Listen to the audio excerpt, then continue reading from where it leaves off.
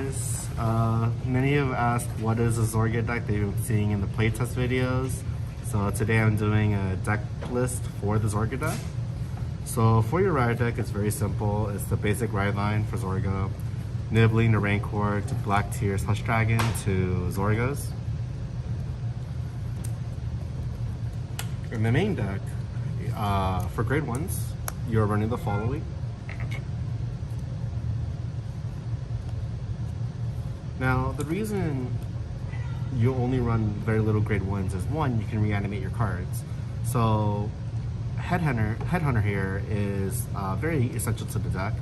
He reduces counterblast cost by 1 whenever you play him for your next Alchemy Magic, as well as he's a 13k body whenever you attack with him or boost with him at the turn you play in order. Now, Bella here, she is a very unique card in Zorga where she allows you to bring back bound orders or bound cards back to your drop zone. And for every card you bring back, she gets 5k. And use this to reuse your orders in case, you know, you cannot Alchemy Magic again because you have the same order name. And she gets pretty high up there too. Sometimes even just on three or 2 orders returned, she's a 17k, 22k body. It's really strong. And then lastly, you have your 4 PGs. Now, I do recommend using the BT01 PGs, not the trial deck PGs. Only reason because they do have the extra text. If you have one or less cards when you use this, it's free. Now, for grade 2s, you have the following. Now, for grade 2s, you have 3 more Hush Dragons, 4 Fleet Swallowers, and 3 Hendrinas.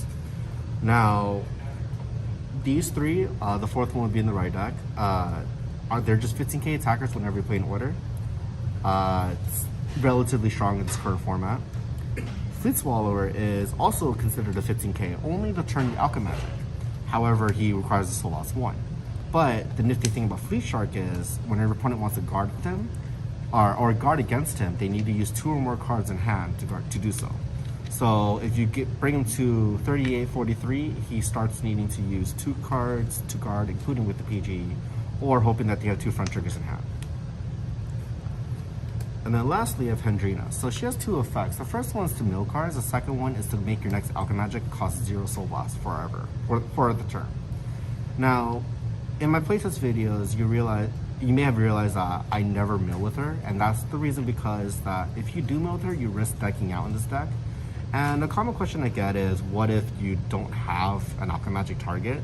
I'm sorry, I've never run across this issue, but honestly, even if I don't have a target, I'd rather not mill with her because I'd rather have 1 turn that's vanilla, swing with my cards, versus risk milling myself out because I got greedy for an Alchemy Magic target.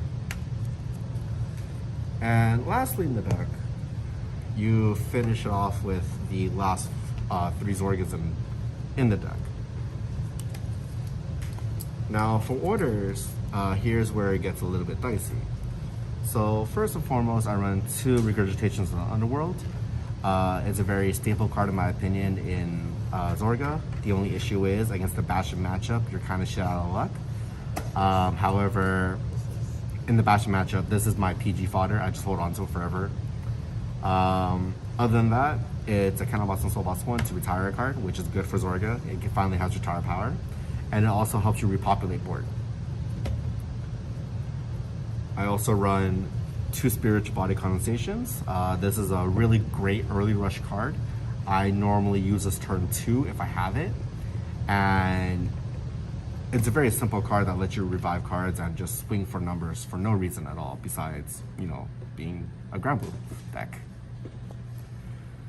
Now, here are the following ones in the deck. 1, Grief, Despair, Rejection, or as many of you know it, GDR. 1 Nectar. 1 Malice. And 1